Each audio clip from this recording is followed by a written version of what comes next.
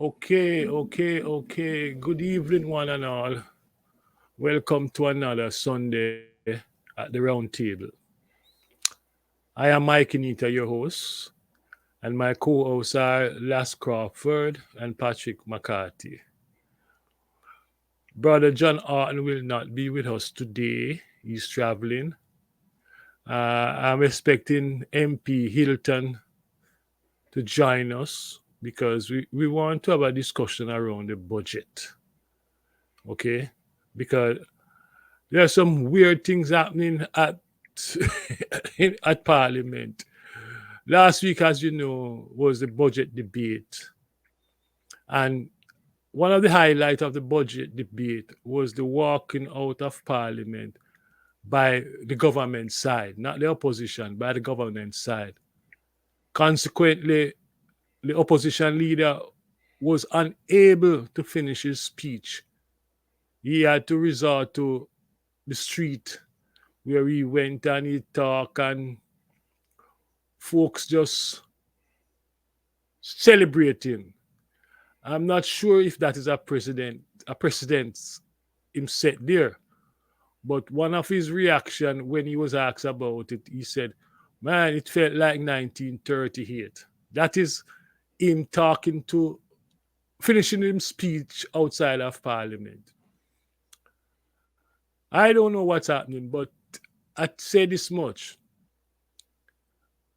opposition leader came out against Holness as the Speaker of the House, and he made a very important point that she, being the wife of the Prime Minister, has a conflict. The leadership of the government and the House is controlled by the wife and husband team of Holness and the Prime Minister. And the PNP is now saying that is not healthy. I am really sorry that the PNP reached this stage because when Holness was nominated to be Speaker, this platform was one of the first to come out and say that something is wrong with that sort of arrangement. You can't have Holness as the Prime Minister and then his wife as leader as the Speaker of the House. There is a conflict, it set a certain precedent which I'm not sure Jamaica can going to be happy with this. I don't know what the other brethren them think, but I want us to have a discussion around what is your take? Was it right for the PMP to first express no opposition to it, then later on, after a couple of months, now they are coming and establish themselves as being holy and thou? What is happening with the PMP? Is this because of the victory at the local government election sort of strengthen the PMP and they're now flexing their muscles? What is happening? Are we in for a rough election campaign? Because now Jamaica is in the electoral mood. Elections just around the corner. What do you guys think about the fact that the GLP walk out of Parliament over the issue of Holness serving as Speaker? Um, I I too found it a bit. I couldn't wrap my head around why the PNP waited until this moment to see any problems with Olness' wife being Speaker of the House. I remember we discussing the issue, and most of the people on this platform, as you say, had a big problem with that arrangement. But I don't remember who was it who we had on that made some comments about constitution and that the the constitutional requirements were met and whatever for her to be Speaker of the House.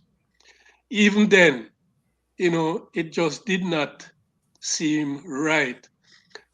But I can understand how it rubbed the GLP to get them to walk out because it kind of play in their hands to call out hypocrisy, right, on the part of the PNP. Because I believe the PNP have lots of grounds to to attack um, Miss Wholeness, right, and her performance and genuine grounds. But being silent under appointment and then making this a centerpiece of their presentation this time around, it I can't wrap my head around it. Patrick? Yeah, I don't think I have much to add beyond what has already been said, but the only thing I would say is that I think it was a consensus that it was all in bad taste, not just in bad taste, but it reflected something which wasn't healthy, right, for the government. So that was something we were all in agreement about, pretty much. When you say all in agreement, you're not including this platform because we came out against it. No, no, no. I remember. I'm speaking about this platform. This platform was all in agreement that it didn't look good for um the government. It was really smelly for the government. Um, as the prime minister, his wife as speaker at the house, both at the same time. Yeah, it's not good for our democracy. Certainly, it's not good for our democracy. And on top of that, you find that a lot of reports are not coming to the parliament. When a table, it's like something is fishy. Something fishy as to this appointment seem as if it was done in order to protect someone or somebody or something.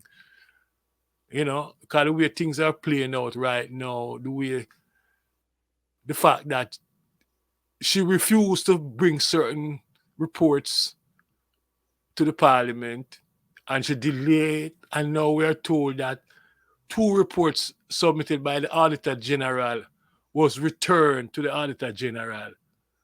you know so something's definitely wrong with this arrangement. I really think that it is a sad day for the Jamaican democracy when the wife and husband team the wife and husband team dominate the parliament.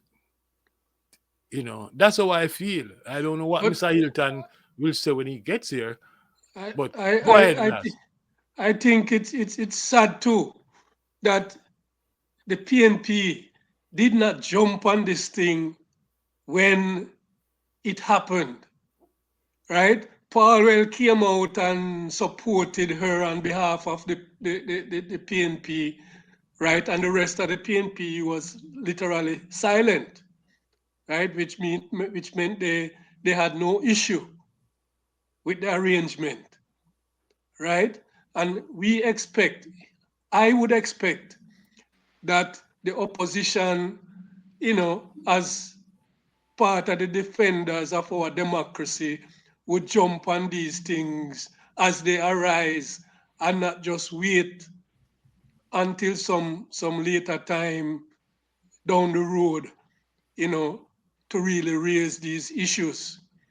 Because some people are gonna say it's hypocrisy, as the GLP are saying, right? So with a hope that in the future, when the PNP see something like that them rethink is there are lots of lawyers inside of the PNP, just like the GLP. So they are not short of people to examine these things and to see how it's going and whether it's constitutional or whether it's it's against the democracy in other countries. So we expect them to speak up and speak up quickly. Rupert, we're talking about the oldness issue. Oldness serving as speaker and prime minister and the JLP walkout. You're on the ground in Jamaica. What can you tell us? What's going on? With regards to the budget, Mm. this issue. Yeah. What's going on? First of all, heal the man them, you know. Respect, Rupi. Yes, Yeah, but Luffy. when I left the woman with the woman there, brother. Well, Shakam, we are What wait kind for of bull Shako. party this? No, T-Mac, what Share kind of come. bull party this? Eh? yeah, she's supposed to come. All right, brethren.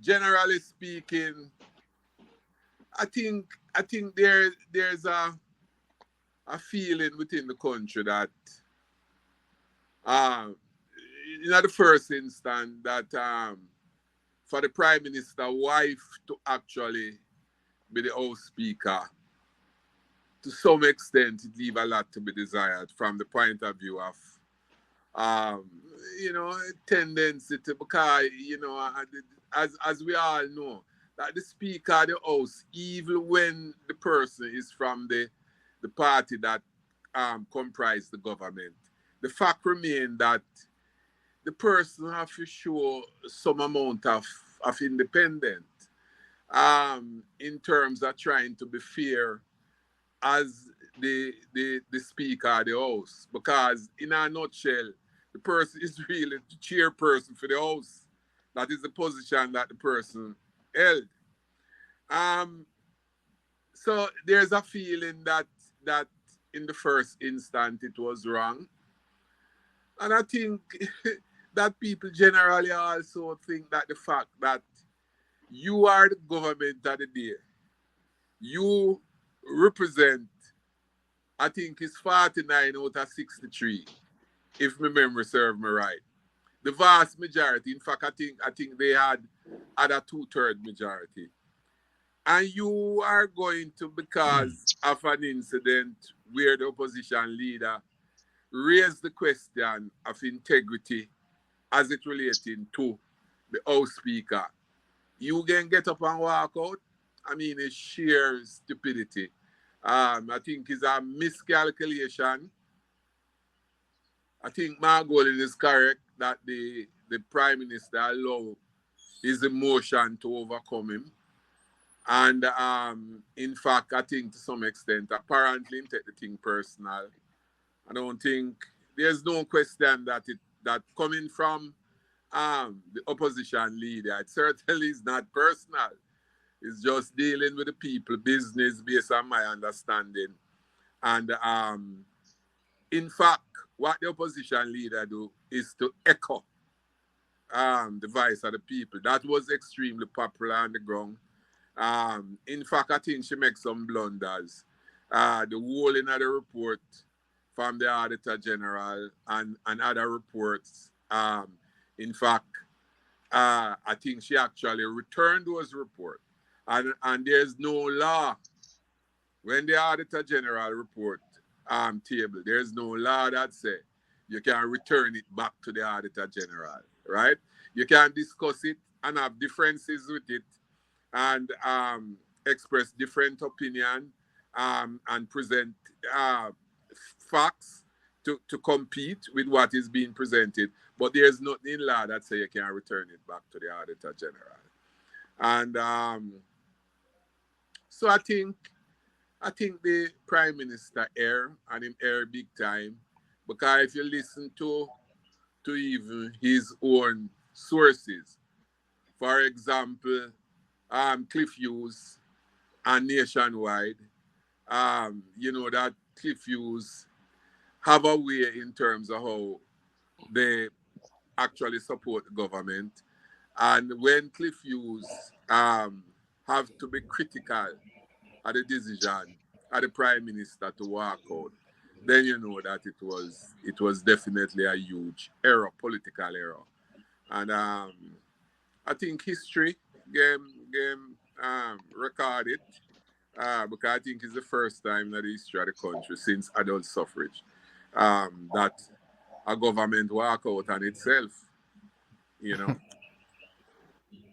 Well, but when you think about the PNP waiting until this time to raise issues against Oldest Yeah, wife I hear a little being part of Speaker of the your House. thing, Lass, and you might be correct.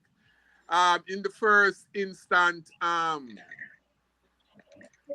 who is the host, the host representative representing the opposition, Paul will, without hesitation, just get up and second it.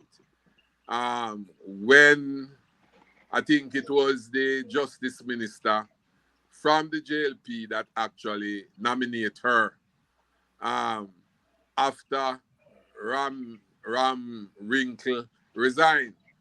Um, I think the PNP in just on reflection, I think without hesitation they actually second her, and that in itself might be an error too, um, from the PNP. Rupi, can you fix your camera? Yeah. Yeah, All right. Yeah, you that's know, much better. right. So I sympathetic with your views, last that the party shouldn't wait until now in order to raise it, because it was something on the ground. I mean, for months and weeks, and that people were very upset in terms of her carry on. She have a style in terms of how she managed the house, and is a style that is not equitable. Is a style that tend to be partisan and so on and so forth. And people were upset based on our management. So the party should have, in my view, as I say, I supporting last opinion. The party maybe should have rose it some time ago.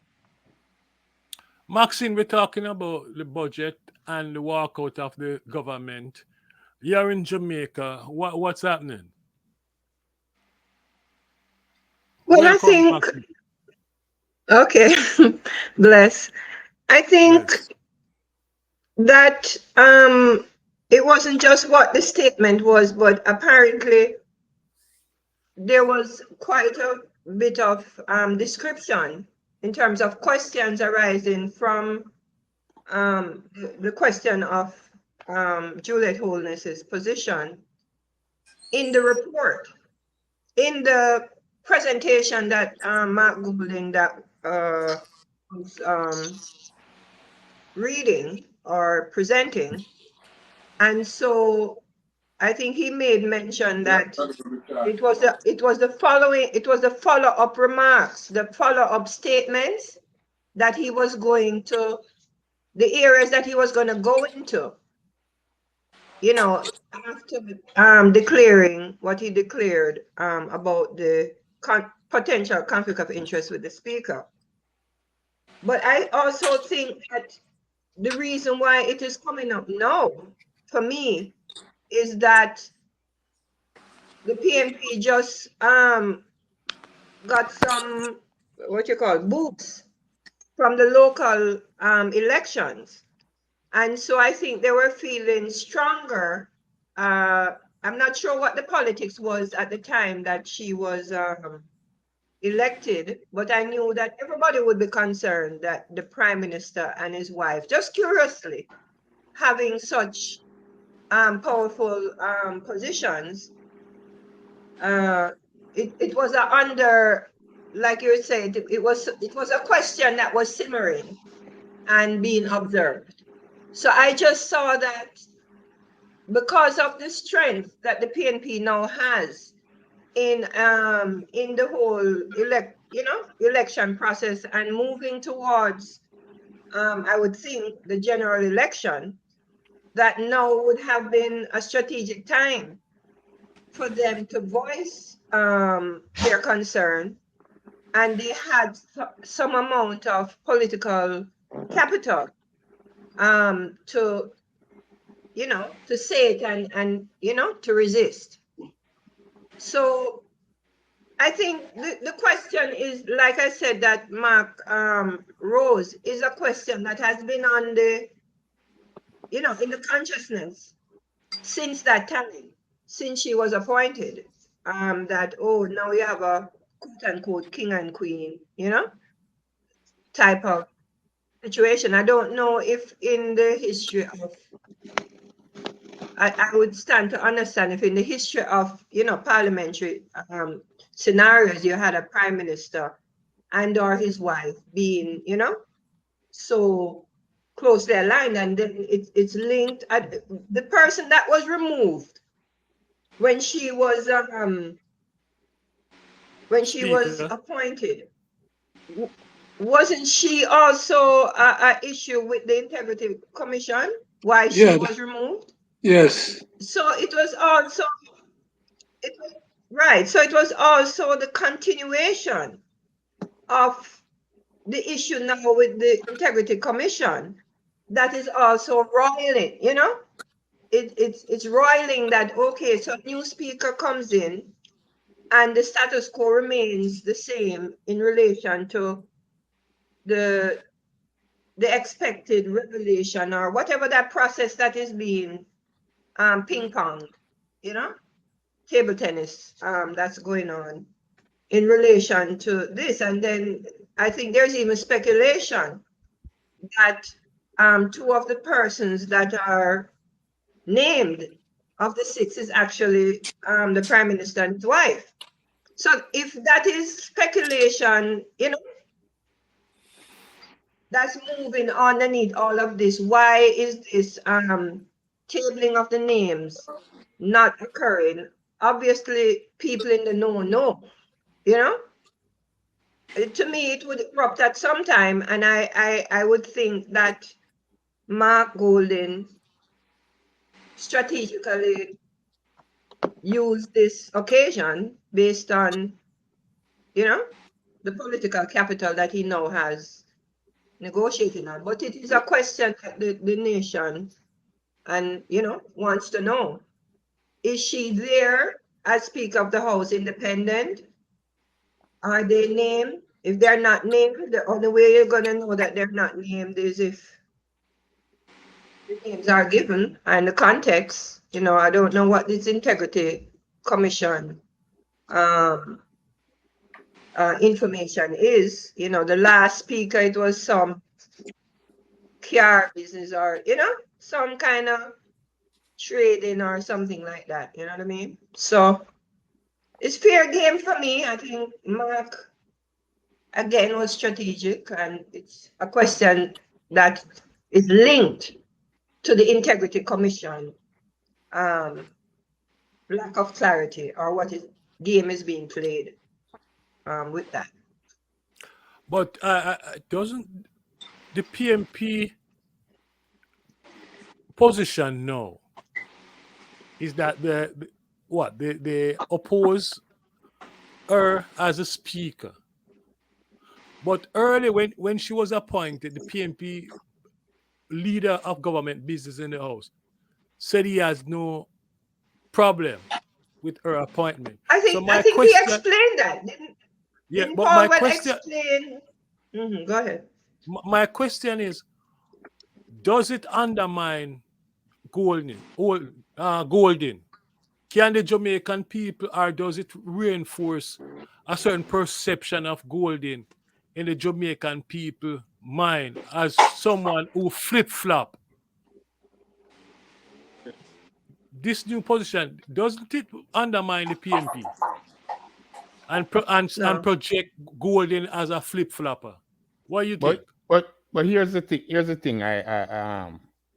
I'm thinking that it wouldn't reflect Golding being a flip flopper, if you want to call it that. But I think again, like Maxine said, it was strategic, because another point is that, you know, at the time, Golden never jump and speak out about it because, of course, the kind of what was circulating underneath, because this is something that even came up in discussion, and and Rattigan show a few times, is that um, the implication of the report and the former speaker, which caused her to resign, and all of that. All of that wasn't known officially. And Oldness being, the two Oldnesses being and the being part of the report and all of that. I remember, I think she was the one, the speaker was the one who claimed that the report wasn't ready because I guess investigations were still ongoing or something like that. Right? So everyone was pretty much waiting for the right moment to really see how she was gonna handle it.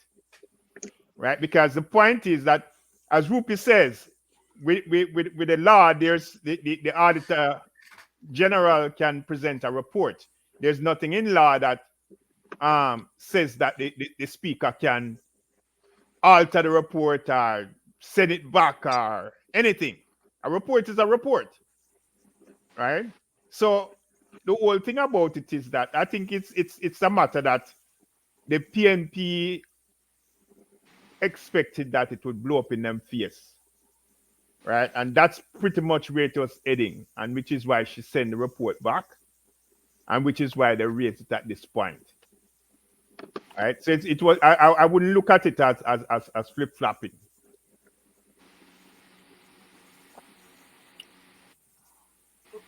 Last, Nothing right now. Rupi, overall, the budget presentation, what's your impression?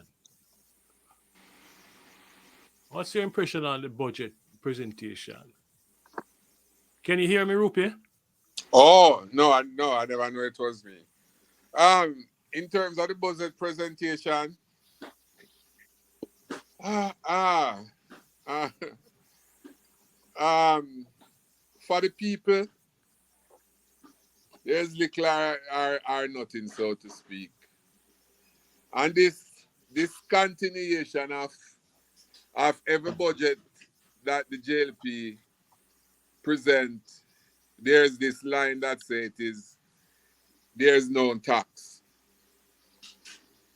I think Golden sort of debunked that by simply showing that mostly over the last 3 years of budget, the people were taxed by 60+%.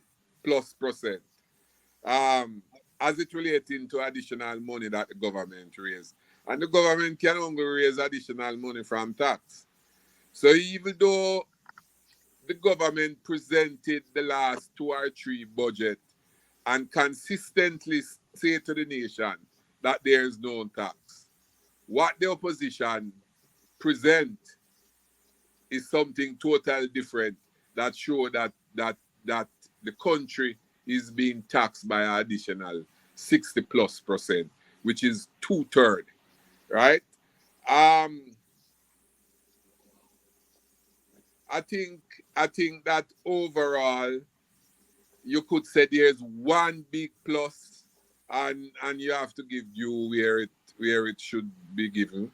The fact that the government chooses to raise the minimum wage, right? The minimum wage. And I think them bring it now to 3,000 Jamaican dollar per day. So in a 5 days work week, the individual can earn 15,000 Jamaican dollar. That is significant because I think them move it from 13, so is an additional 2,000, so to speak. It not it's not huge, but it's important.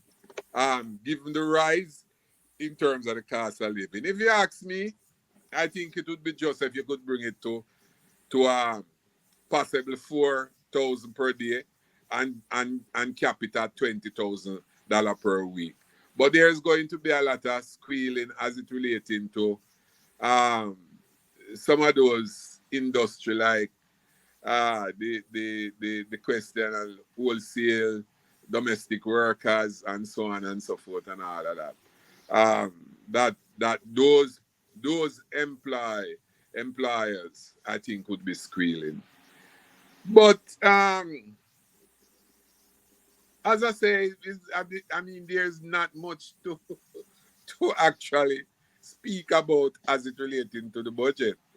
Um, the Jamaican people continue to remain in a situation where those at the bottom continue to bring the burden, um, and those at the top continue to live, um, you know, very good comparing to the middle and the bottom. And I just think that, the people themselves, in my own opinion, over time has become very, very passive. And just like everything else, I think we're going to sit down and take this stupidness again, and until we go to the next budget or possibly the next election, call. And how soon you see an election? I don't think we can say election now. Um, I think it is obvious, as much as the government said that they win the local government election. If you look at the body language of the party, and all the fussing and all the quarrel and the internal problem, my deputy mayor resign and then them force him and him go back. The whole question that is 13 parish, but it's 14 municipalities. Um, the question, the objective reality is that the PNP have 7 and them have 7, but the PNP outnumber them by 21,000 as it relating to the majority of vote, and win the two largest municipality, which is Kingston and St. Andrew and St. Catherine. Um, so it is obvious that in a situation like this, there really no ease to call the general election, because obviously they are going to lose it. Again, we should also remember that the PNP increase their majority as it relating to councillors. Um, and therefore it put the People's National Party in a position that if the election should call immediately, certainly they would certainly in the driver's seat. Against that background, I think the government and the Prime Minister strategically would certainly delay and use the time that they have, which is about 18 months or so, to try and see if them can change some of the thing that upset the people. And I think them try to do that with the increasing of the minimum wage. This thing with Warmington too is very interesting. Warmi have been one of the worst member of parliament in this country. I don't think there's none that can match him in terms of just being Arrogant, man. rude, Nasty. arrogant and rude, and to everybody, including him very own. And the fact that the Prime Minister chooses this time to fire him, I think is a reaction to what Mark did with that that brother from Trelawney, who apparently make some statement that was supporting scamming. And Mark immediately, apparently asked that person to step down. So I think it would look so bad if the Prime Minister never, disciplined Warmington at this time. I think against that background, it is a way to try and to show the people the minimum wage thing, the fine of Warmington, and we can look at some other things. is a way to try to see how the JLP and Andrew himself can build back a certain, trust and so on amongst the people. Let me hear from the others, no? What's your take? Last, Patrick, Maxine, what's your take on what Rupi is saying? Yeah, I agree with Rupe. I think looking at some of the things that the government is doing, you can see that the kind of strategy they'll be using towards the next election is to try to throw in some sweeteners, to kind of bend the minds of the people. Like the things about the student loan guarantor thing and all of that. I think the GLP will be, until the next election, they'll be looking at ways in which they can make little economic changes to influence the vote in the next election. The minimum wage, the no guarantor for student loans, things like that. I expect that they will be doing more things like that to kind of shape the election, because it is clear from the local government election, that they feel shaken up a bit, because I think that they went into the local government election feeling much more confident that they would come out with better figures. And then the figures seem to, because Oles himself, after the election, says that, they have to go back and look at, what they have been doing. It's rare that Oles come out with that kind of statement about looking at what they are doing, So I think we can listen for more things like the minimum wage and the student loan stuff, coming, which puts some pressure on the PNP, because the PNP is gonna have to look at their organization and look at what they can also do, to influence the votes coming in the general elections. I think one of the big pieces we keep forgetting is about the low turnout. So, the election results is not anything to really jump about, because it was a low turnout anyway, right? The vast majority still stayed home, or just simply, you know, um, refused to poll a vote, right? And that is the piece that both parties will be looking at over the um the next several months before they can get to a position of readiness for an election.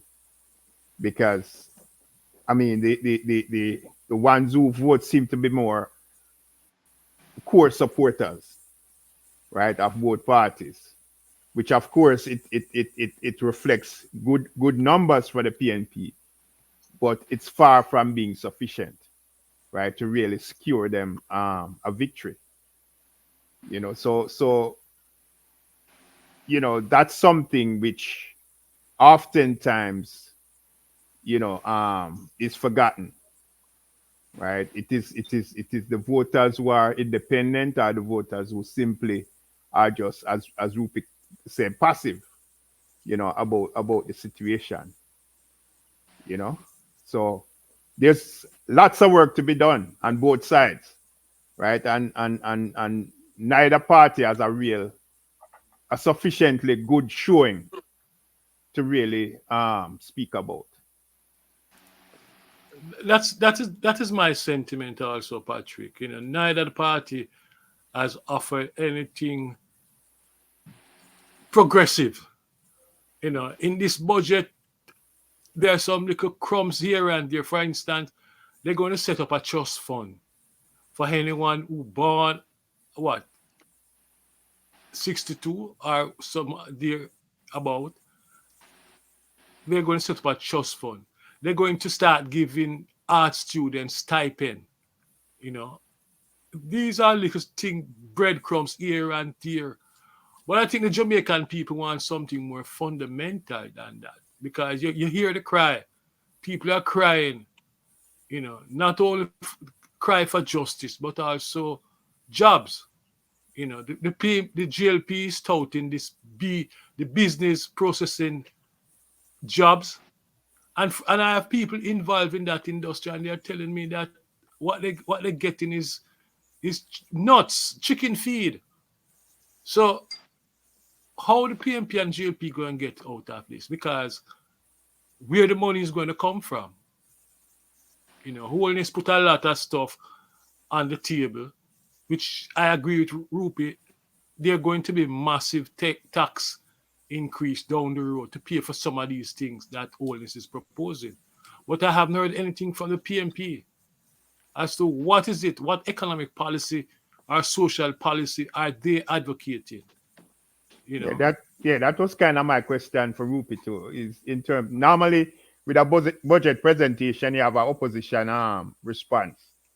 What has been Golding's response as far as the budget is concerned? Rupi?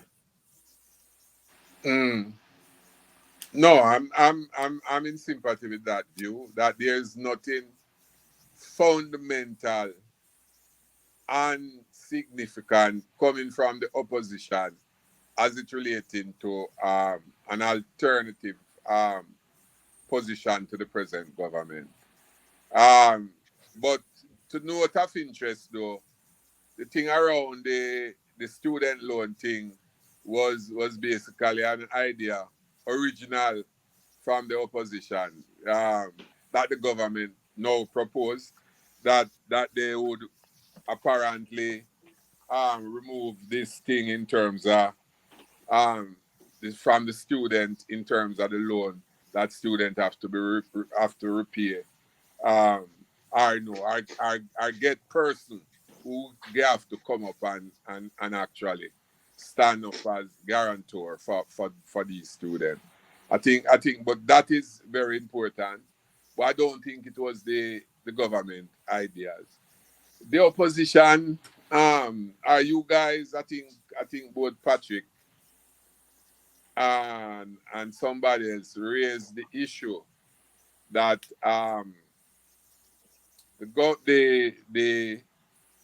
the point sort of slipped me, but I'll get back to it. But in a nutshell, I think that the opposition, it is the point Patrick raised in relationship to the fact that is 29%, 29.1% that turnout. The last election I think it was 41%. What is of significant is that the PNP base to some extent, I think came out. Not fully, but to some extent. That is important. But what remain, and I think this is where Patrick's point is imperative, the middle section, the people who are neither PRJ, but vote according to how them see the situation and their own assessment of what is happening. Those persons appear to still remain at home. And again, it compared to the national election, which we saw 33% turnout. This time, we have 29% as it relating to the local government election. So it is significant, as both Patrick and Michael say, that both parties have to work hard in order to win the middle section. I think the PNP basically get back its base. And I think more people can come out for the national as it relating to the PNP base. But of importance is the middle section, right? Who basically is not aligned to any of the party. And I think that is the era that both parties have to work like hell in order to get that support, because that support. But the country is in a political apathy type of mood, because there's the feeling that I don't like to use the term swapping black dog for monkey. I think it have a racist connotation. But people are saying to some extent, no better barrel, no better herring, to use the colloquial expression. And that is the point, that a significant amount of our voters are saying that the PNP no better than the JLP no better than the PNP. All of them involved in this and all of them involved in that and so on. That is a huge, huge, huge problem. And I think the People's National Party, even more than the JLP, have the responsibility to manifest and basically to convince the middle section that we are different. Because historically, the PNP can show that, right? But they need now, particularly the younger voters, to show the younger voters what is the distinction between both parties as it relating to who help and support ordinary Jamaicans historically. Maxine, I'm interested in hearing you. You know, you're down there, you're interacting, and you're doing all sort of things. What's the feedback amongst the creative industry people like yourself? Because you're operating in Jamaican space, and what happened at the government and opposition level, will have some impact on the creative industry. Nothing was said in the budget about the creative industry. So, from your side of the fence. Yes, well, I that's why my thought personally is almost like this was a general election budget, in the sense that they were presenting. Well, I don't so much know what the PNP was presenting, because so much of the energy went to this walking out, of the JLP, and that dominated the news cycle. And then, it was the JLP coming back again as if nothing happened the next day. I was particularly disinterested, in what they were saying. And whatever I heard being offered was almost like electioneering, rather than like appealing to the people substantially what these changes would affect what is happening on the ground, which is the cost of living, the cost of going to the market and buying scallion and some very basic things. That's what I hear on the ground, like basic food things are getting out of the reach of the people. The reasons for that and how you're going to counter that, I didn't hear anything at all in what was said. I heard some cosmetic things about you're going to build a road and highways and all of these things. But again, I travel on the highways, and the highway is actually disrupting significant economics for people on the other roads, and then the highway itself don't have any economy on it. Meaning, like when you drive the highways in America, there's some, you can go and buy something, or you can come off and there's business on the highway, and or you can come off and get some business done, etc. I just say we're supposing about highway and road as the way that the information is being brought out and how it is affecting the person and the prices of the food that is not that is out of the people them reach. Like, people are very much can't afford food. So whether it's the middle class or the poor class, in terms of the creative industry, I heard them talk about what's it, entertainment zones, and they're gonna put up, places for people to play music. Again, it wasn't connected to how the creative industry is gonna earn. It was just a complaint about noise, like, it's too much noise, and the people at Hope Gardens making complaints, and the shows are locking off at 2 o'clock. So it was more like, we're gonna have these zones to cut down the noise, but there wasn't like an economic roadmap as to how whatever they were presenting was gonna be, benefit to the creative community. So I just look at the situation to say, well, what is going to happen is that the people are going to be tired of all of these benefits going to a certain clique, right? And so the person on the ground, if you continue to do these things and your set of people continue to benefit your side, then after a while it's going to be this, what you call it, corruption index, which we are not doing good in. You understand? And I guess it's nature of politics that the people who are in power and or their friends are going to benefit. When that barometer start to go too much to one side, then you're gonna have a blowback to say, well, as Rupert said, swap black monkey for dog. You are gonna swap. You understand? You're not gonna say, okay, I'm not gonna swap because one is a black monkey and one is a dog. There's gonna be another reason why you're going to swap.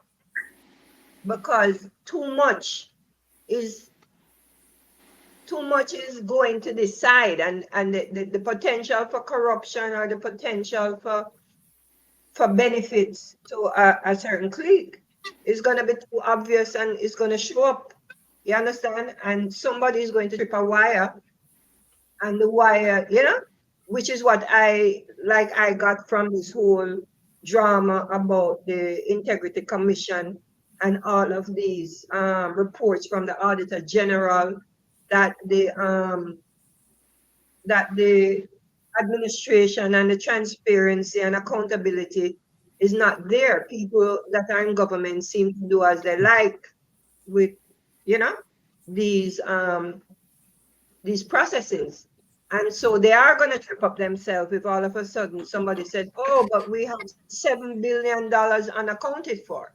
So if I'm the public and I'm reading that, headlines of these billions and billions of dollars that, the country is running, yes, they're saying things are happening, but what is this constant flow of information in relation to the administration of the money, So I think those, if it's a swap, if it's a black dog for a monkey, there will be a swap. If that is the nature of what the election is going to be about, there will be a swap, to see, well, swap them and see if we, the people, can get little better something out of whatever they are doing. You understand? Maxine, Hold on. sorry, Let me Maxine. welcome Rupert. Let me welcome Wesley Wesley. to the discussion. Welcome, Wesley. Yes, my brothers and sister, good evening. Maxine, Continue, I Rupert. just want to ask you What one you say, question. Rupert? Yeah, Maxine. What is Your this camera, comparison? Rupert, fix your camera off. Auntie. And Huh? what is this Yeah, this Rupert, fix your camera. comparison Yeah, okay. with this black dog and monkey something? What is that? No, it is what was said before. You were talking about the budget and that neither side had any substantial declaration that is changing the needle for the people. The minimum wage or whatever that they're talking about. When you calculate that down to the actual person on the ground going to the what do you call it, to the marketplace, and can, you know, I go to the markets and I see what is happening with the price of basic stuff. You understand what I'm saying? And people can't use too much garlic, or them have to be figuring out how to, you understand, seasoning. You understand what I'm saying? And maybe the world economy, it may be, you know, shit is just weird. But at the same time, you see all these apartment buildings going up, and the people don't have a knowledge of why is all of a sudden this construction, like, it's just crazy. And they have an idea that this construction is not linked to them. It may be linked to hardware and lumber and some people, you know, but how this money is coming into the country and how is it benefiting me, all of this great economic development, you know? So you're saying, and it's more like, oh, we are laundering money, or what is it that we're doing? People bringing them money in to, because the American government, something happened in the banking system, and people who in Jamaica used to leave their money abroad have to now bring back the money in, and this is the way to do the money. That is not policy. You understand? And nobody's explaining that.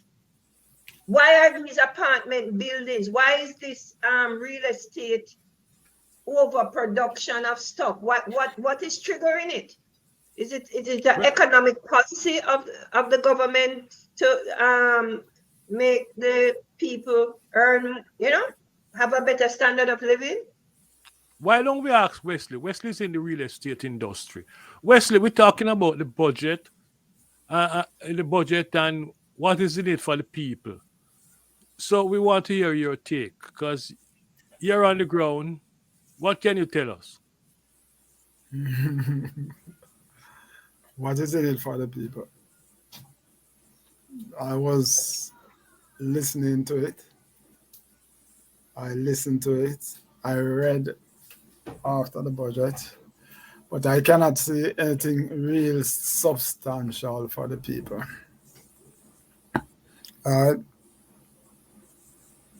So what we have to do, what the government have to do, is to really come with a real package for the people.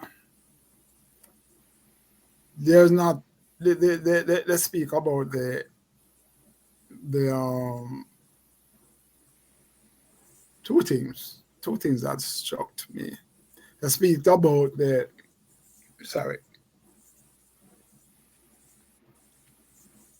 road improvement program. The road improvement program. They speak about housing.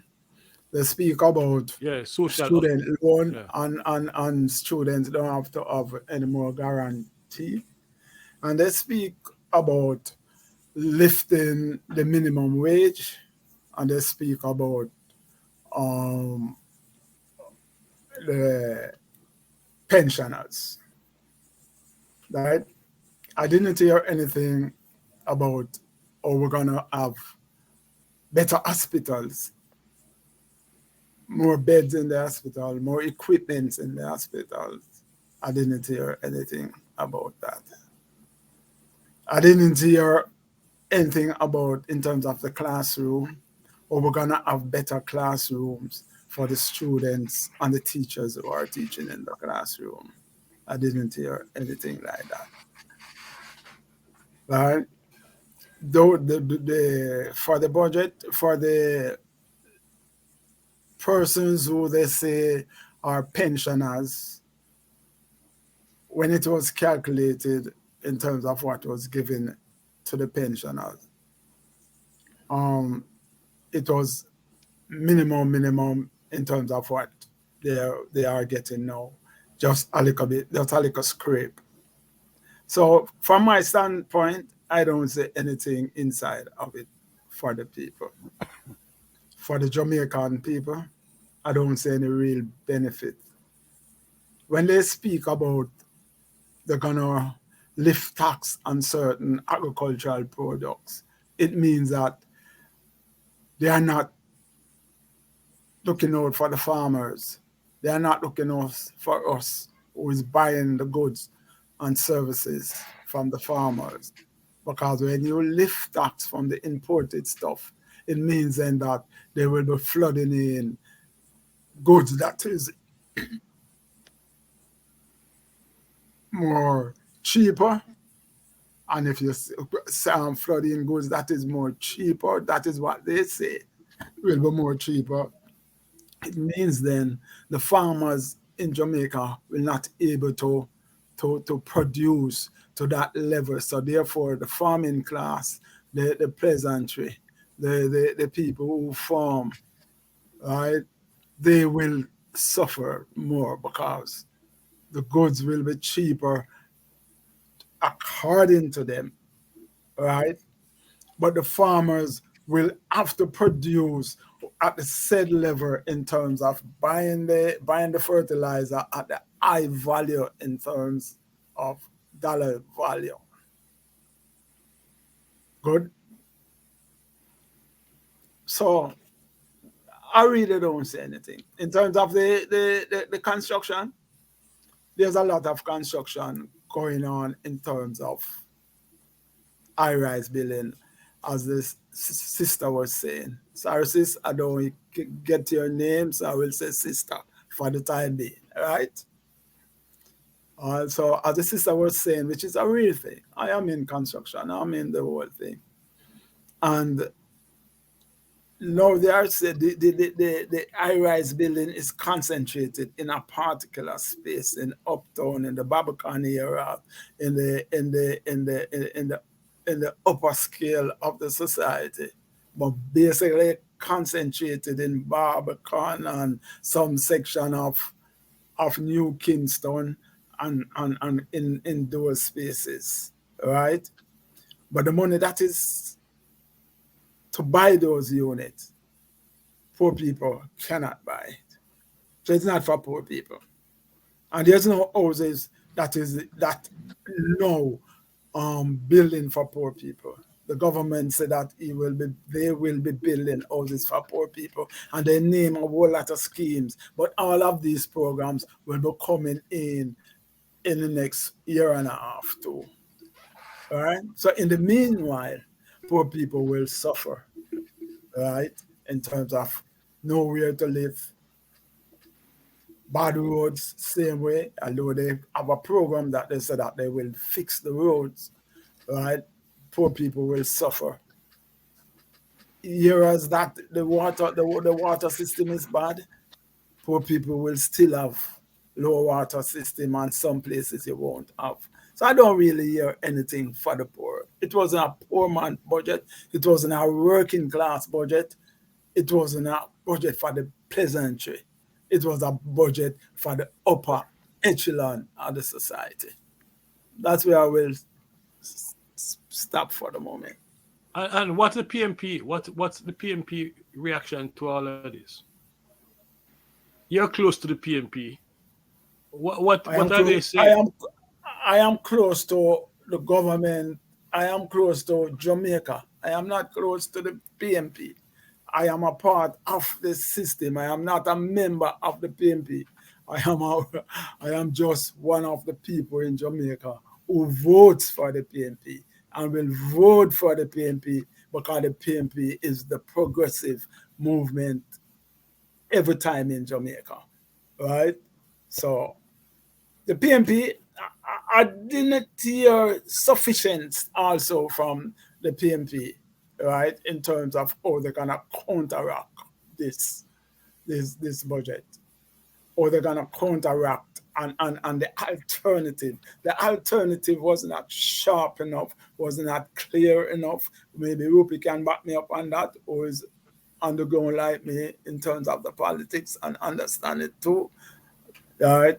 So I did not get it that way. So the PNP still come short in terms of what they will do for the Jamaican people, in terms of uplifting the systems, uplifting the classrooms, that we can have less students in the classroom, that we can have better teaching aids in the classroom. I have a family of that is full of teachers. I have 2 daughters that is teaching. My wife is teaching, right? So I have people that is teaching. So I understand that. I understand the pressure that they have. Every evening they come home with more books and more work and more this, but it's not sufficient. And they speak of the conditions in the classrooms. They speak of more schools still having the chalk and thing, no whiteboard like you guys up, so who have fancy classroom and classroom with air conditions and classroom with good bench. The classrooms that you and I went to school in, that big bench, that board bench, many of those board benches still in the classroom, especially in the rural spaces. And the desk and chairs that we usually move on and say, this is my desk, right? Those desks are not properly, kept. So that is it. In the hospitals, we still need better people is still in the hospital. There's a virgin of ours, Mikey, who got an heart attack the other day, right? And he went to the hospital and he had to sleep. That's just last week.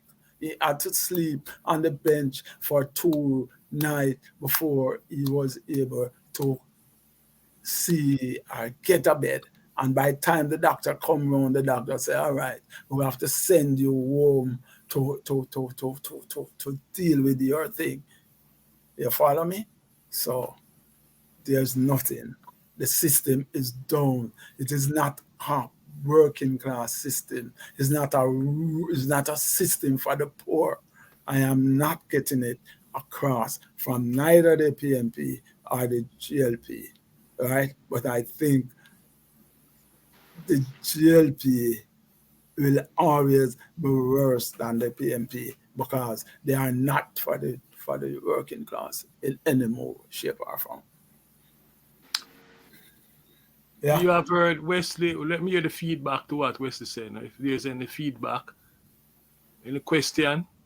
I mean, if the response,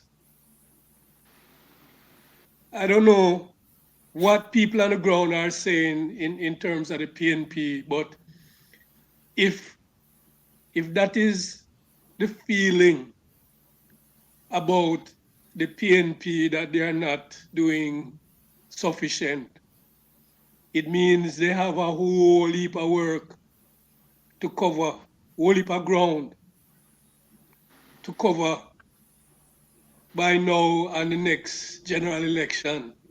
Because one, they're gonna have to make their platform known to people,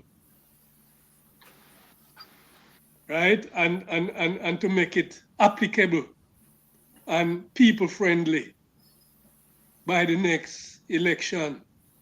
They're gonna have to up their organization. As far as I see it, the PNP gonna have to turn every 2 and 3 people into active supporters, or where they have 2 and 3 people who are active supporters of the party, they're gonna have to mobilize all of those people to go out and make their platform known and organize and do all these things to try and compensate for what is happening now. Because the GLP, even though the local government election might show them and the PNP at a certain level, I think they have the advantage, right? They have the advantage because they can manipulate the resources that they have, right? They can give out contracts in certain areas where they feel they're not making sufficient grounds, right? So they have more leeway to influence votes than the PNP.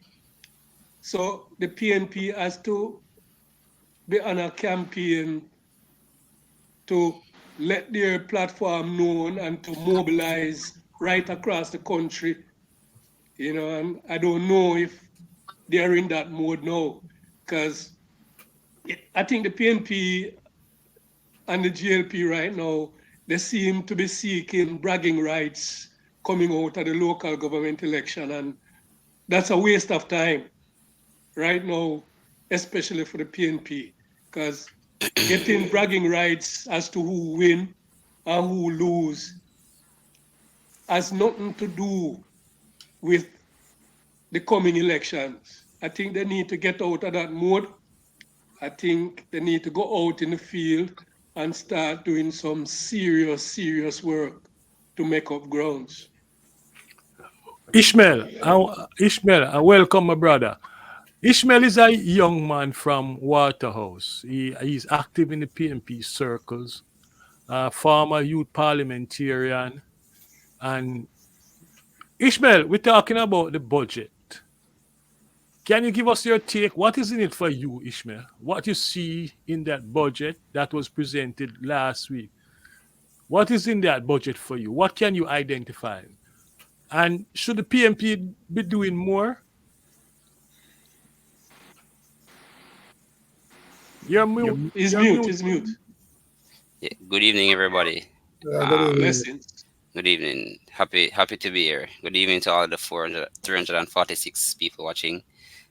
Sir Patrick, how things? Been a while. Yes, Um, Ishmael. yeah, yeah. All of the older brothers and sisters, I appreciate being here. Um, as it relates to the budget and what is in it for especially young people, because I won't just talk about myself. He did in fact roll out a lot of goodies. If you want to look at it like that. However, um, it's not necessarily goodies that young people can benefit from if they are visionaries, and some of the programs are actually already there. Take for instance the heart, the slew of announcements he made about heart and the so-called reform of heart, And as the it relates to, stipend. so yeah, even the stipend. So these are things that would have already been a part of heart's operations, because if you are a student of heart, you will be given a stipend. So that's not new. If you finish, they offer you assistance as it relates to get started into a business or to be placed into a job, in which they call the job placement program. So it's not new. Having been a student of heart myself, I can tell you. So these things aren't new. What I noticed that he has managed to do is, because of the lack of information about some of these programs, he will come on a particular platform and speak about them because it will sound new to people. Also, as it relates to housing, and let me not go to housing yet. Let me go to the Students Loan Bureau. The announcement that they would have made about the Students Loan Bureau as it relates to the elimination of um, guarantors would have been something that the opposition would have been championing for a while.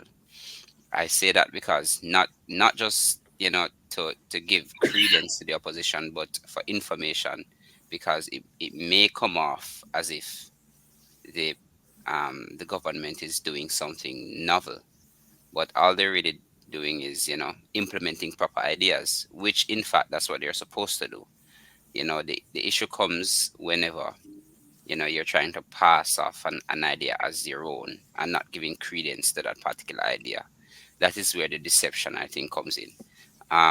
So housing now, before this budget, he would have announced that as it relates to how you can acquire a house, he would have announced that if you are under the age of 30, you will pay no additional interest on your loan. And that, I think, personally, is a good thing for any young persons. The issue with that, though, is how equitable the process as relates to getting a house is, because personally, through my own research, that don't quote me on this, but through my own research, I've found out that the NHD isn't really targeting first our new homeowners. Um, First time yes, buyers. ironically, that is in the policy of the NHD to target first time buyers. But that's not so, because it's incredibly hard for me, because I'm actively hunting somewhere to live and I can't get a house through the NHD for one reason or the other. Also, the fact that the NHD has outsourced its processes and loan process to banks and loan sharks speaks volumes. It means that my income going to the NHT is not there anymore, because of the fact that the government has been, you know, withdrawing a certain amount of money consistently every year out of the NHT, which means that if I want a loan, I may have to outsource it through the NHT, so that um I don't necessarily think that is a good thing for a young person. Also, this thing about me partnering with three persons just to buy a house because the housing market is so inflated. I think personally that cannot be visionary thinking. Because of the issues that can come up as it relates to assets and properties. Let's say for argument's sake, myself and Mikey and Patrick buy a house, and because I'm the youngest one, me decide say me I go cook one pot for put on Mikey and Patrick. These things are reality. So I don't necessarily think that is something um you know good for for um for young people. Also, as it relates to, so let me look at the budget again. What else has he spoken about? He spoke about the what's it called? The minimum wage. While on the face of it, it's a wonderful thing that the minimum wage earners are getting an increase. But in the grand scheme of things, if it is that minimum wage is going up, it means that cost of living is too high, one, and it also means that people that are earning minimum wage and their employers will have to, on the face of it, find more for their administrative duties, which means that if it is that I have, let's say, a security company, I have to charge um, my clients more And if I charge my clients more, they will have to now offset that bill onto their customers. So I don't necessarily think this constant raising of the minimum wage is anything good, personally. However, because of the cost of living, you can't help but feel that there has to be some way to alleviate this. And the way that he chose is to raise, the minimum wage. Re- I don't know. I can't tell you the thinking behind it because I'm not the, I'm not close to the prime minister. I just hear him speaking and making my own assertions from his speech.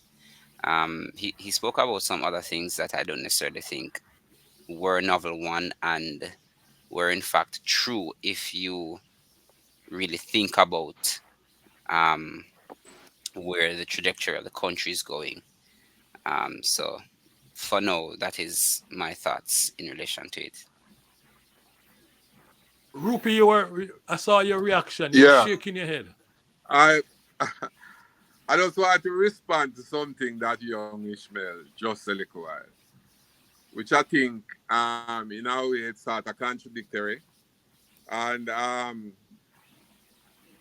Ishmael, I would think, you see, my brother, that the fact that the government raised the minimum wage, um, you have to wait as it relating to the broad masses, to the people at the bottom of the ladder, right? Which is them people in a wholesale domestic workers, the low end, right? Are the working class within the country. It no matter which government, whether it is your government or the JLP, it is imperative because the cost of living over a period at a time has actually risen by about roughly about nearly 9 to 10%. Um, so yes, the burden will have to be on the employers who employ these people. But you must also recognize that basically everything gone up. And Sister Maxine spoke before, and she was so direct by speaking about ground provision in the market. And I mean, a pound of onion for sometimes $300. I go in the market and see ordinary Scotch bonnet pepper for 700, a scallion for 300 a pound, and so on and so forth. So So this, ridiculous, so Patrick. eh, eh, No, man, with the 700 Scotch bonnet, so ridiculous, man. I don't lie Mattel, man. Me buy at the market almost every other week. I don't lie Mattel. It's so ridiculous, Rupert. Me know, yeah, so I don't man, lie no, what me man, say. thing. Lime But was a but in a thousand general dollars. sense, Lime was a Ismail, thousand, a thousand I dollars a support dozen the both other sides. day. If Eh? if it was a lie, it wouldn't be ridiculous. Oh, But you heard what Wesley said? Wesley said um, lime was $1,000 for a dozen. So who And can that is to afford that? make yeah. your lemonade, which was supposed to help draw the, you can't Um, afford the So drinks. so much Like to purchase so the much is the drinks and you sugar. Let can't me How make much the is let the me money. sugar? finish my comments, Ismail, though. Yeah, all Because right. I don't want to appear to making a fraternal criticism, and I don't support where I think. I think most of other points them is on point, and I mm, agree with him. Wesley raised some point earlier on too. Um, the point is that we we we we have to be as objective as is possible. Where because I would hope that when the PNP come to power, maybe them can raise minimum wage from the 15 to 20. I would think that what could balance out the cost of living at this time is that every man who work don't supposed to earn less than $4,000 a day, which can carry home roughly about $20,000 for a 5 day, 40 hours working week. all right. Um, So, all right. All right. Well, when you're through, I'll give my 2 cents on it. Are no you man, you through? can go ahead. Go ahead. Go Oh, ahead, yeah. Ishmael. Permit me. Apologies for cutting you off. So it's really a double-edged sword if you look at it, because the only way and anybody with experience in economy, as an economics major, can back me up on this. The only way you can move any country forward is through agriculture and productivity. The truth is, Jamaica is not productive.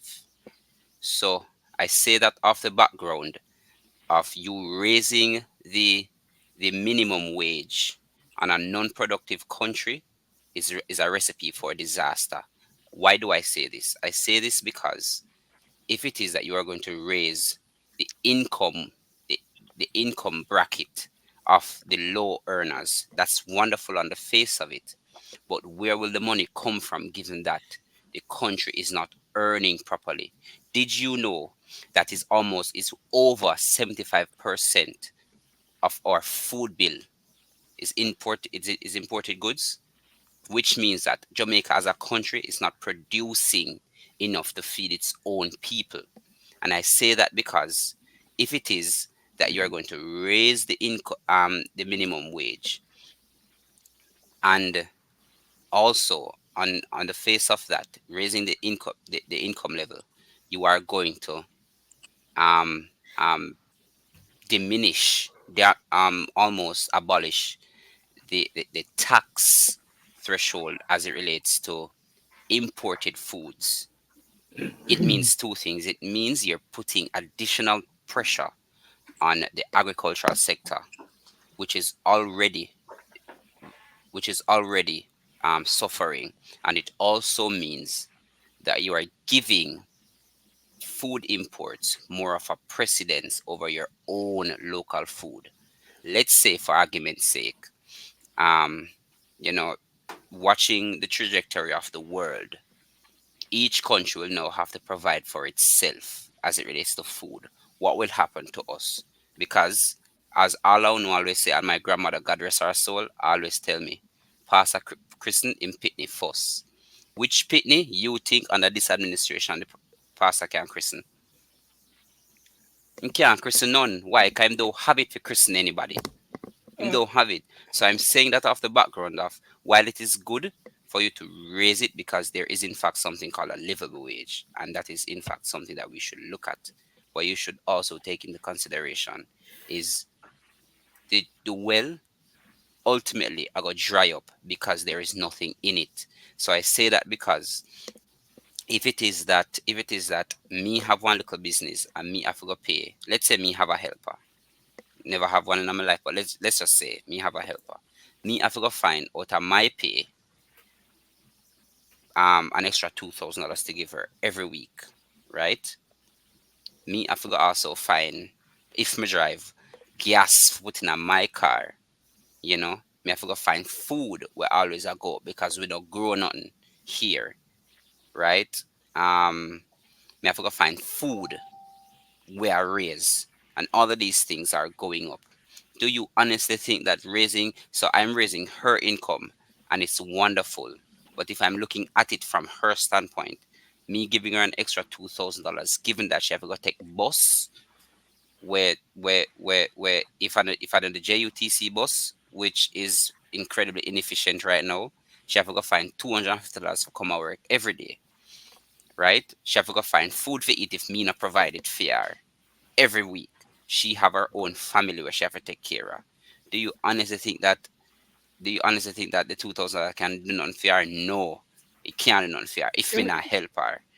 However, No, Ishmael, stop. All right, I hear you. Ish, Stop, stop. can, I Ah, need to make one. you say a lot, my brother. And a lot of what you say, you just a contradict yourself. you The think so? point is, my brother, yes, some of what you're saying is contradictory, right? Okay, tell me Because you why. just now defend the helper that you give $2,000. And I'm sure it's difficult for she even take bus and so on and so forth. And at the same time, yes, you can't get her because you have to go buy gas and so on. So you're saying a lot, my brethren, but part of what you're saying is contradicting exactly what you're saying. I would say to you, the first thing in terms of the agriculture thing and the economic thing that you put as an economist, um, that basically it is not true that we're not producing. What we need to do, we need to produce more. But as I just said a little while, if you're going at the market, you will see the prices for goods. And the prices for goods, the biggest part of the problem is that the man who in the field and a plant those ground provision, him not getting the pricing. Who get the price is the person at the middle and the person at the end is the iglas. And that is part of the problem that we have. The price can go to the farmer so that the farmer can play the man in the field, the additional $2,000 a week, right? So we have to correct, and I agree with you that our importation is definitely still too high. And part of the problem is that we are very foreign in terms of our taste. So we eat a lot of rice and we eat a lot of white flour, which not good for we, right? The point is that we need to eat more banana, more yam and so on. So young Ishmael, we can have a lengthy discussion on this. But don't get into can the I respond to Ishmael? type of economics type of thing. Because sometimes it's not practical. It just comes straight out of the book and it now deal with the reality and the objective situation of the country. That is what I would say to you. But I respect your opinion. I listen to you intently. You definitely are correct in most of your analysis as it relating to most of the other point. I have a significant difference with you this one in terms of the minimum wage. The people of this country deserve to get $20,000 every week instead of 15. That is where I would stop. Can I respond? Can I respond? Last, before you move, Wesley wanted to say something. Want to react to Ishmael? Yeah. Ishmael, we're going to come back to you, you know. So make Ishmael, notes. on the minimum wage situation, all right, and I will always speak of the construction industry. I'm in construction, all right, and I earn, all right. I have a business. I'm in construction, and I am earning the minimum wage. I have a sister who work at my place, work with us, and the minimum wage was what, $12,000 or something like that before. And before the minimum wage, I was paying her $15,000 per week. That is $60,000 a month, right? Because when I check in terms of she's coming from Old Harbor and what she have to pay in terms of the bus, right, and food and so forth, and yet still, most evening, we stay at our place, and we still pay her that. You understand? And I know it's still mager. So where you can pay the minimum wage, you should pay it. A lot of us can pay it. Some of us cannot pay it. Right? Some people cannot pay it. But a lot of us who employ people in our household can afford to pay the $15,000. Because sometimes we go to the Kentucky. Those of us who go to the Kentucky 3-4 times a week, right? And the Kentucky is not cheap. So people who must pay, who are working in your spaces, who are dealing with your children, who are cleaning your house, and so forth, they must be paid and paid well. But as I said, I was paying that before to my person who white name there. UPA said that people should earn at least $4,000 a week in terms of a day. In terms of the construction workers. Most people in construction, labor is working that. That is where most labor is getting $4,000 a day. A skilled worker like a mason is getting like $8,000 a day and more. So in the construction industry, we are paying. You have some people who don't pay. Some big some big companies don't pay that, right? There's a book There's a book that guides the construction industry in terms of what you're supposed to pay. This is the book. This book here, if you can see it, is a master builder's book. This book, Master Builders, and it speaks to the different prices that you pay each person at skill level. I paid my workers at skill level because I charge to pay the workers. I expect good job. I expect the people to come on the site and work properly. And I expect to give quality work. So if you are getting quality work, then you're supposed to pay. So most people in the construction industry is getting that. As long as you don't find a contractor who is criminal and greedy and feel like they must not. But the government, as I spoke about it some time ago, in all the contracts with the Chinese, right? They were not paying the labor rate, and it was government project. And if you check Rupee, all the government projects, they are not getting that amount of money, and it's from the Chinese, and it is government. The government sign off on it. It's about 20 different people. So all the trade union, Rupee are in trade union, and you know about it. All the trade unions sign on it. The Ministry of Labor sign on it, right? And it's not that Jamaica is bad. Jamaica is bad. In some places, some people can find money, some people can't find the money, right?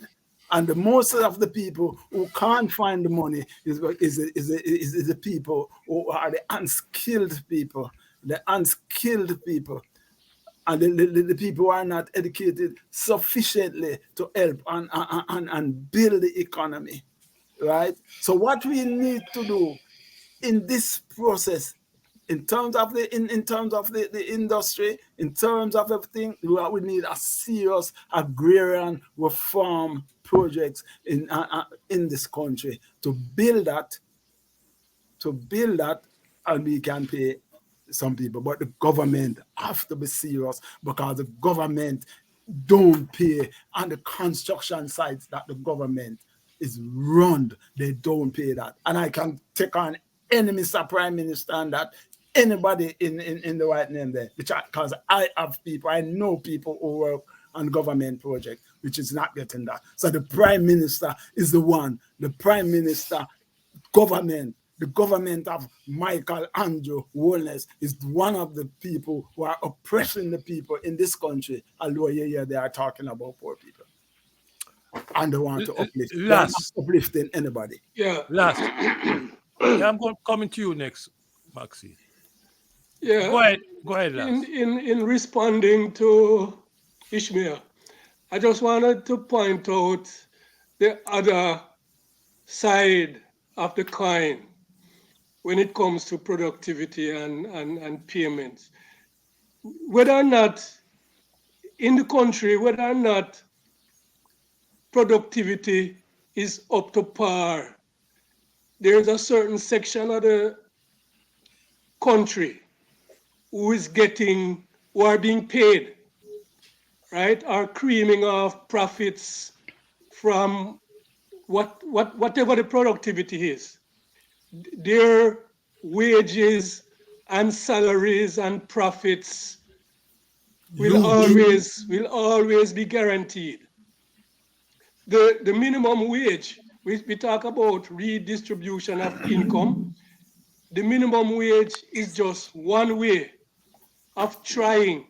It's not perfect, but it is one way of trying to redistribute the income so that the income don't go to just one section of the population. The profits, the earnings of the country don't go to just one sector of the population. And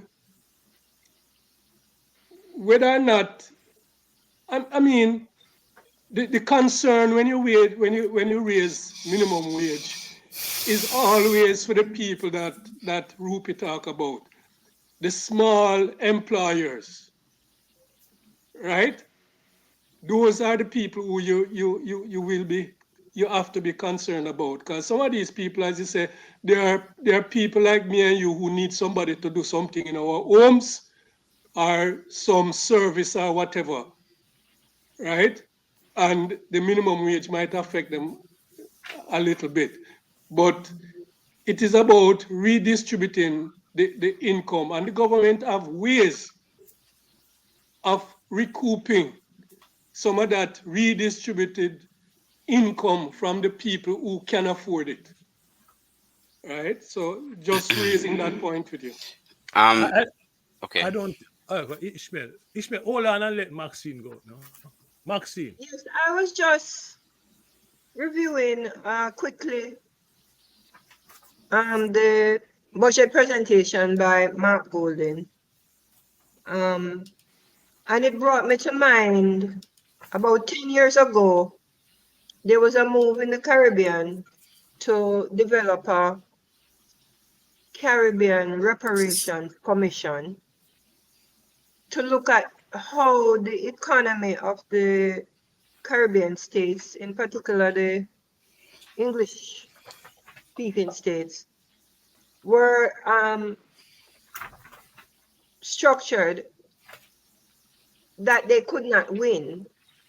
And they did massive amount of research as to how and why these countries should be engaged in the process of reparation from how the global economy that is still dominated by the countries that were the colonial powers, and what relationship our nation states could not be developed if this status quo remained. And they set up a commission, the Caribbean Reparations Commission in the University of West Indies. The national governments each set up a national reparation commission. And it was all about identifying that, for example, I'm going to this because we were talking about or the mention of agrarian reform and productivity. In a setting where these states have to import the food, it has nothing to do with the taste of the people or buy Jamaican or start eat banana versus rice. The decisions are being made around us by the world economic system. And so our response cannot just be a local response talking about this, talking about that, when in fact you can't make these promises or these ideas that you are talking to your nation state about. There's no way to achieve it. The only thing you can do is induce in the people some level of hope that you, the government, can posture, that you can deliver to them, when in fact you cannot do anything about the way that these things are flowing, right? So if in fact, as national states, you engage the research and development to present that the Caribbean economies, worse now to be impacted by climate change. If you know how much money is pouring in now in relation to climate change, and it effects that are coming, you understand, to affect these same agricultural objectives. You understand? And so I'm saying to myself in listening and saying, but wait a minute, the other day, these governments understood and were supposed to now be educating the people about these realities so that it can be supported, this demand for reparations, in order for our societies to be able to be competitive towards bringing equity to our people. You understand? I don't see the JLP is what the commissions came under. There was commissions set up here, there, everywhere. Then all of a sudden you don't hear nothing because, and then you hear about constitutional reform relating to these governments abroad, England in this case, that's supposed to be, we are supposed to be discussing reparations with serious reparations, meaning to say we have serious departments of research and development instituted at our highest university level, right?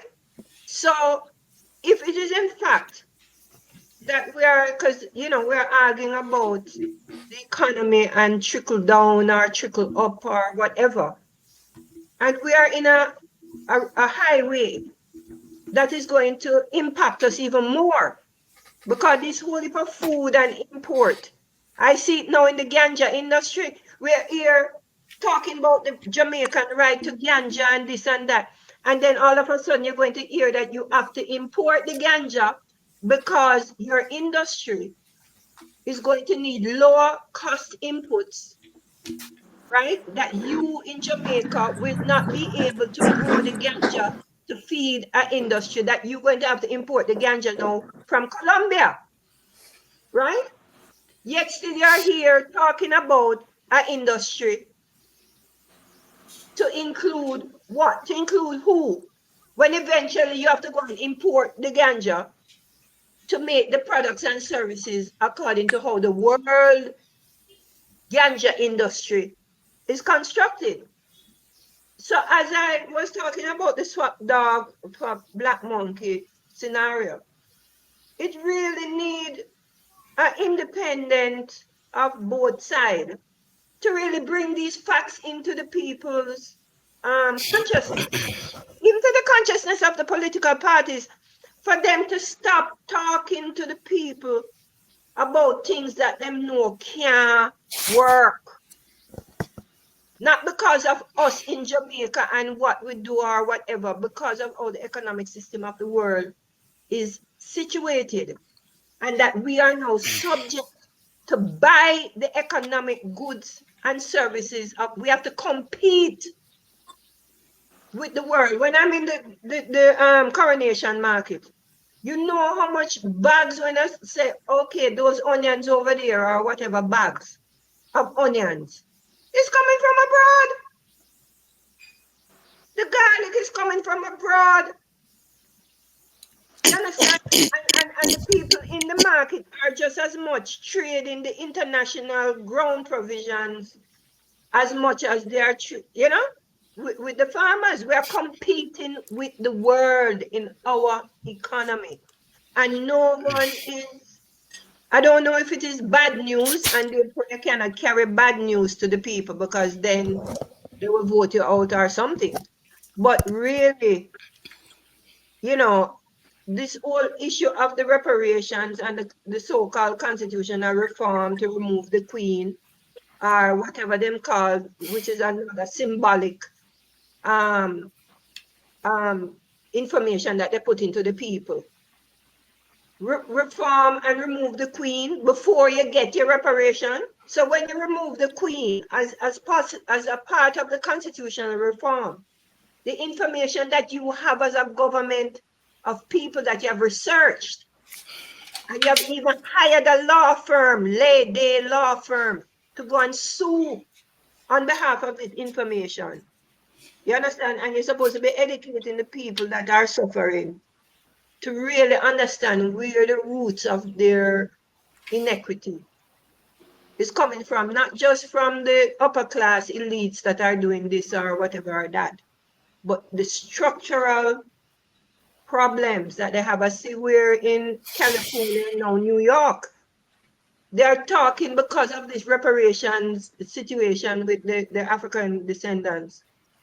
I think California the other day just, I don't remember how much, $100 million that they have now negotiated now to give to black descendants of, you know, of what they have done in America.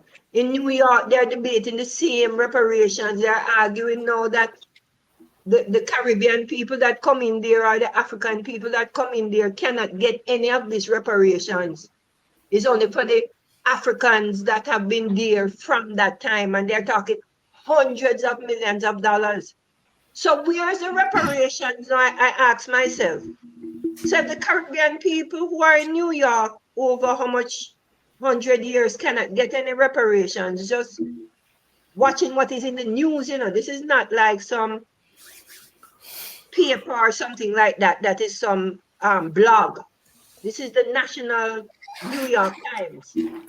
And I'm saying, so they're saying the Caribbean people in New York cannot benefit from any reparations that that state is now seeking to institute to try to deal with the effects that they are responding to. Can So can you can you allow Ishmael to respond to what you're saying? Ishmael. okay. So that was a lot. One, but well, let's let's take last point first in relation to you know the productivity issues, and I can segue into anti-Maxine. Um, Firstly, it is incumbent on any government, whether the government of the day, whether a government in waiting, or it is incumbent on any you know administration to put policies in place that will be Definitely, beneficial for all. definitely. If you can't do that, then you shouldn't be the government, plain and simple. I say that off the background of the the conversation that we were having before in relation to the minimum wage and the economic issues relating to the minimum wage versus people having a livable income versus a minimum wage, because let us not forget the minimum wage is in fact an act of parliament versus us versus the talks now about a livable wage versus minimum wage. you know so that is one thing. And this is part of the reason why I said it's a double-edged sword, because on one hand you have to think about people, and on the other hand you have to think about the employees, or the business sector of the country, because make no mistakes about it, in every country you will have the business sector, but the the the majority of that sector are middle to you know are MSMEs, are small business enterprises, and it's through that economic economic drive happens, not necessarily through the big corporations, because most countries depend on a middle wage earner. So that is one thing. As it relates to Maxine's point in relation to you know income versus food and reparations, Auntie Maxine, I can tell you, as it relates to myself being a little youth, reparations has been a fight, for every country, versus our commission to you know CARICOM. I know successive governments have been lobbying for reparations. However, what is important to note is that while the fight for reparations happened, the truth is we still have to live. And that means that the government of the day will have to find remedies until that issue can be sorted. So those remedies include what we do whenever we decide to vote on a UN convention. And I say that because you were making mention of the world economic structure. And through the world economic structure, you have the big top tier, I like to call them big wigs of the world, the China, the United States, the EU as it relates to particular countries that we consider first world countries. And, you know, Jamaica, as it relates to the UN Convention, is considered a developing state. And because we are a developing state, I don't think we should, you know, ascribe um, to any notion that any first world nation put themselves to. That is the aim, but it shouldn't be a case where we should start ascribing from now. What we should do, however, is to put these small, little policies that affect us in place. And I say that off the background of us trying to to to particularly speak to, or particularly um do as they do as it relates to first world nations, um as it relates to the agriculture and agricultural industry and our productivity. Again, it is incumbent upon any government to ensure that we are taken care of first, and the truth is that is not happening. I give you an example. And I'm sure whenever you sign on to a UN convention, that that particular document is sent to you, and it's through that document that you draft policies, and it's through that document that you start your consultation process within any part or any sphere of the society that it affects. And I'm saying that because while it is that we have the importation, and in order to properly administer particular laws in this country, we have to be a signatory of whatever UN convention it is. Let's take, for example, the importation of raw foods. As it relates to our local policy. I don't remember the name of the policy at the United Nations. Um, but but if that is the case, I've never heard of any country.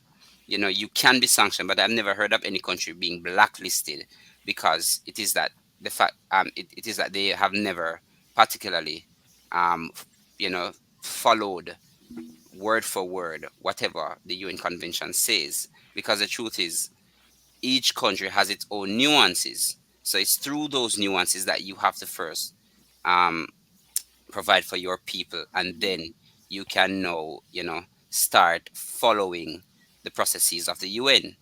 So I say that to say, while it is very important that we because we're signatories, we follow what the UN says. It's also important for you to provide adequately for your people.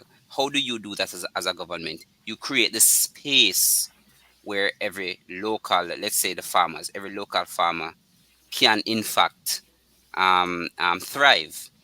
There is this argument in the space in relation to what happened earlier in Parliament as it relates to the finance minister's budget presentation, that we had no that we were going to be sanctioned. Fine, fine. That was in fact an issue. However, this is why you have appellate bodies, and this is why you have particular, the international arbitration of international arbitration courts. So trade sanctions are a thing, but retribution is also a thing. So if it is that any government find itself in this position, you have to make the conscious decision who comes first. It can't be the international donors or the international trade organization. It has to be your people first, because Mm. You're we you're are right. who you provide Yes. for, Mm. right? So I'm Definitely, saying, Ishmael. so so I'm saying the truth is, if that is the case and you were sanctioned, you fight the sanction, because the truth is, as it relates to any convention, again, there is a method of how you, just like the court of law, if it is that you were found guilty, there is immediately after you were found guilty that there is the appellate court. And if you feeling that the appellate court didn't do you any justice, you have the courts of appeal. Well, not the Court of Appeal, the Privy Council, you know, and that is how it happens. So I don't subscribe to that argument. And again, Auntie Maxine, we do in fact, import massively.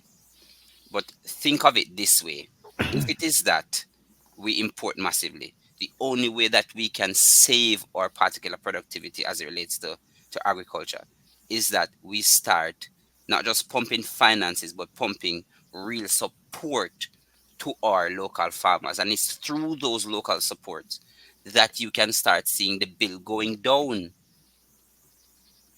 Let's say, for argument's Mhm. sake, we import millions of tons of onions. If it is that we have particular local farmers that grow onions, let's say, um, it cannot be a case where our local onions are more expensive than the foreign onions. It should never be. And that is what is It happening All now is. right. in our local market. Ishmael, don't labor the point too much. I think you Can I make the can I point. can I I think say you make the some? point. And let me just, you want to say something, P Mac? I want Yeah, to yeah, yeah. support something that Ishmael is saying. Hmm. All right. I am in sympathy with Ishmael. And Maxine point, generally speaking, agree and disagree. Uh, I think Ishmael make the point that the World Trade Organization, I like the International Monetary Fund, the World Bank, and so on, are basically skewed to support the big seven, United States and the European countries. Hence, there is And the something that Asia. they try to do as it relating to grains, another important import to so-called developing country and third world country. And what them, for example, Africa is a good example. Africa have 65% of the arable land of the entire world, over 50%. But Africa is one of the main country that import grains, right? Flour, rice, and all them something there. The part of the thing is that the underdevelopment of Africa through Europe and North America basically put Africa in that type of situation. Our situation here is to try to dump is, for example, they will subsidize farmers in America who basically will dump those goods both in Africa, Asia, and in our country. Ishmael point about using the thing in terms of example of onion. Just recently, sometime last year, the local farmers who produce onion in the country had to come out and demonstrate, and the government had to stop the importation of onion and allow the local onion to go into the market. And therefore it come to the point that Maxine raised before. If we want to stop and minimize the importation of flour and rice, we can. But the first thing has to happen is that we have to develop a taste more for yam and banana and cocoa and sweet potato. That's the first thing. So if the country develop the taste and recognize that we can benefit more from yam and banana and cocoa and sweet potato, naturally we can minimize the intake of flour and rice. And naturally, it means that we get the demands for our local agriculture product are going to definitely rise. So young Ishmael is correct in saying that even though the WTO have some position where them try to force countries like us to import them grains, the fact is that we can find ways in order to deal with it and to get around it.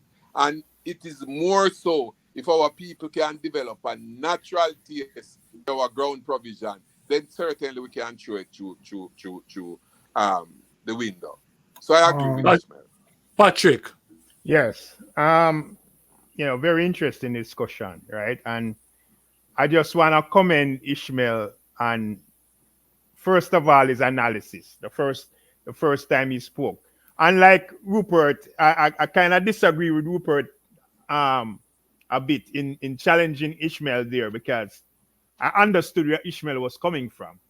Right? I don't think Rupert understood him sufficiently, right? And that's why he saw it, as something confusing, as something him confusing himself. But that is part of the dilemma when Ishmael, when you try to use the very academics that they teach you to justify your point, because it cannot. It cannot, right? That's part of the problem with the education system. It is an education system for a reason. It is not for our benefit, it's for theirs. Right? That's the biggest problem about the academics.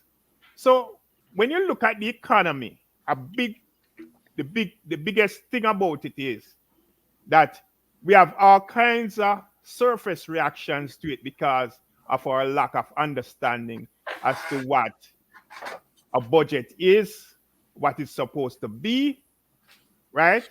And what is expected, right, of a budget presentation. Because half the story is not told, right? And then the pieces that they give you don't come from no integrity. That's the essence of it, right? If you were to look at the numbers and all of that, that is what will tell the story, right? That is the piece that Ishmael is speaking to when he talk about the lack of vision, because the budget wasn't showing really where it is expected to take us, right? So all the dynamics come in terms of, as you mentioned, Rupi, the World Trade Organization and all of these other factors, right? When you see that the day-to-day experience don't match up with what they tell you, because it's not true. It's far from it, right? And the point to which Maxine raised in terms of reparation and so on, therein is the core of it, because by and large, things have not changed, right? If you look at if you look at the story, for example, when foreign onions importation started with Jamaica, when it started in the 70s, it started in the 70s, right when we were looking towards really restructuring ourselves and start to understand better where we need to be going, right? That's when the whole IGLA trade and all of that erupted, right? And the whole taste of foreign start import peas and onion and garlic and all of these things, right? And then the local farmers start to take a beating, right? You have to look at the story for what it is, right? And you have to understand it for what it is, right? The real dependency, right? The real dependency started after the so-called independence, because the so-called independence is not independence. Independence means self-determination, which is something we are yet to deal with, right? So we have to really examine the thing in order to understand it. This is why we have a passive, right, voter population out there, as you mentioned, Rupert, right? Because by and large, people don't understand things better. By and large, they are no better in their understanding of what's going on than they were a year ago. It gets progressively worse, right? Yeah. Just to add to what Sir Patrick is saying, and Sir Rupert, you see, personally, I don't know if this is a personality flaw of mine. I appreciate you know, objectivity, and I appreciate contradicting arguments, because that is how we learn as a people. Personally, what I believe though, and this is just my personal belief, I think the leadership of any human being and the leadership of any country is paramount. And I say this because I no, not mine. And I say this because there are certain principles as a human being that one must follow never mind a country, as a human being, let's say for argument's sake, something you know as a human being will affect you 10 years from now, right? You decide you will forego that particular vision for short-term gratification. Can never be. And I say that off the background of some positions that I will see, and I am not being partisan here. I say that off the background of some positions that I see this particular government take that I cannot agree with on the part of principle. Because the truth is, principle, my grandfather used to tell me, a man is nothing without his word. No matter how much money him have, a man is nothing without his word. And if it is that as a country you are going to take some positions on the international stage, then you are going to come and say, we are not taking this position. And I hear you guys speak about trickle down economics. If it is the case that I am telling you that I don't subscribe to a particular thing versus what Rupert, Auntie Maxine, Uncle Patrick, Uncle Rupert, sorry, Uncle Wes, Big Brother Mikey are saying on the ground is different from what I'm telling you. Something is wrong. Something has to be wrong. And Sir Rupert, I am telling you, Auntie Maxine, I'm telling you, on the ground is incredibly the reality on the ground is vastly different from what you are hearing every day from these leaders. It is. They're not leaders. I keep It saying is. that. And I keep Gentlemen, Yes. gentlemen, Mhm. I do not believe that this conversation is going to end. It's going to continue, continue, continue. Of course. Because You each item is a topic in itself. yes. So let us hold it here today. I think we enjoy a wonderful discussion. And Yes, I it was want good. It was good. yeah, I want to thank every one of you for your contribution. Let's continue the debate, the discussion next Before Sunday. before you wrap up though, Mikey, I think we should particularly thank Ishmael. It's the first time I'm on your program and I will get a youth. The program need more women and it need more youth. Because you have a demographic out there that we want to reach.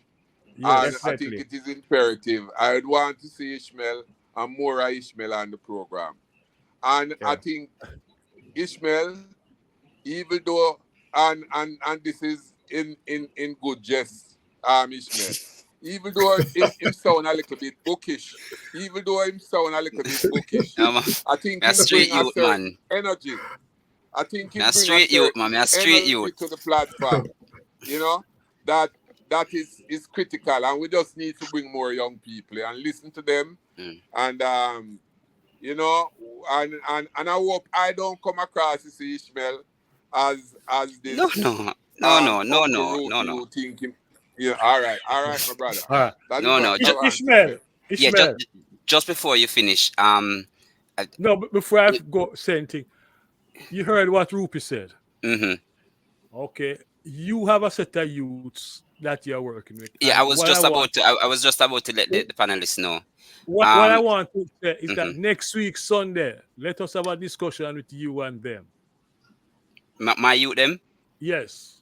All All right, yeah, right. man. That's going to be a You, Also, night. you, you, you're talking about them youth from that came on Ratigan? no, Ratigan? man, different Oh. youth. The Waterhouse youth them Different matter youth. about, man. Waterhouse Oh, youth Waterhouse we are people them. talking about. Yeah, oh, so okay, so okay. so I was just going to, in terms of introduce, what little old Ishmael I try to do. I think So it Yes. it Yeah. include it include women as well, right? of course, yeah, Yes. man, it Okay. Yeah. includes women. But Can't before lift out the woman them. let him finish. Allow him to Um, finish because he has something yeah. So important he so wants to as it share. relates to MySpace, so I'm a Waterhouse youth.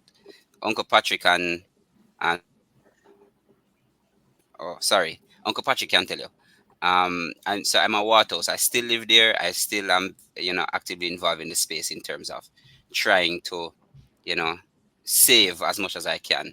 And it's off that background that I, humbly ask for, for the support of you all in realizing this, because what I notice, and this is why this is so important to me, that it only takes one, and I am trying in terms of the little that I can do to save as much as I can. Just before I came on, I was having a conversation with a lady. I may have to take money out of my pocket and give her, sort of thing, because the reality on the ground is she on the Sunday dinner, sort of thing. So I say that to say, in relation to on the ground, the people don't just need help in terms of knowledge, but they need physical help. Economic And help. yeah, man. So whatever it is, and when the youth them come on, you will hear it, because we're trying sometime out of my own little minimum wage work. Yeah, man, work minimum wage, Uncle Rupee. Serious thing. Call center you work, Ishmael. No, Call no, center. no, no, Oh, no, all no. right. Yeah. So yeah, man. So I put that out there to see how best we can save as much as we possibly can in whatever Okay. way we can. Bring them Alright, on next Sunday. We schedule that. We just deal Yeah, with man. Me a that carry. next Yeah, man. Sunday. Me a carry on to me youth them, man. So I want to thank you all again, Sister Maxine, Las, Patrick, Rupi, Wesley. Thank you all, and I think the listeners will enjoy this one. We are consistently 416 listeners. That's well, that good. is good. That is good. So until next week, I'll Do see it, you do it, guys. share it. Yeah, and to the listeners, I want you to share this one for me. And also subscribe. Remember, the vibes is nice. So come join Waterhouse Vibes every Sunday, 4 o'clock in American time, 3 o'clock Jamaica time. And you observe, we're not into a lot of noise or quarrel. Every man get to express himself. That's what we are about. And All right? woman. And woman. And woman. Yes, Maxine. Yes, yes. Mikey, one more thing. I want to propose, and again propose it publicly. Yeah. I think I would want to hear some of your viewers, some of your listeners. So I Yeah. think We said it already. periodically, if it's even one time a month, you can open the mic even half an hour and allow persons to People to express them. call, like having a calling segment. All right. Yeah, Okay. man.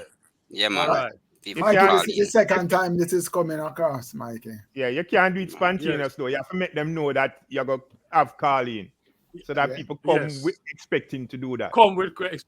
All right, my brother. All right, All take right. care. Blessings, God blessings. bless. Come on. Ishmael, Yes. hope one day we'll meet together. Yeah, man, we have to meet, man. We have Yeah, to meet. yes, sir. Wesley, as a matter of fact, We have make to meet. Uncle Mike give him a number, because we have much to talk about. Yeah, we have to meet. We have to Yeah, meet. man. All right, my brother. Mm. Bye-bye. Yeah, take care. Blessings. Take care, Wesley. All right, take care, everybody. Next